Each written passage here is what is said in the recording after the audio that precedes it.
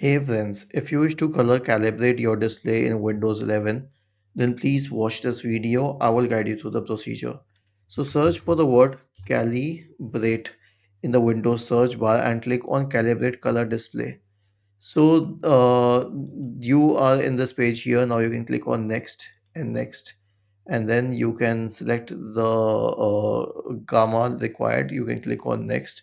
You can increase or decrease it. I won't do that.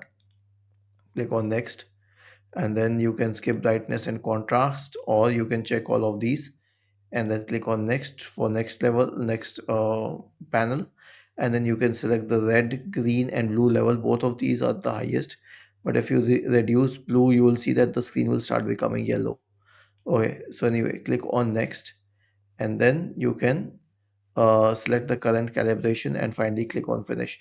Now I will not select these options, otherwise it will impact the video, but this is how you can color calibrate your display.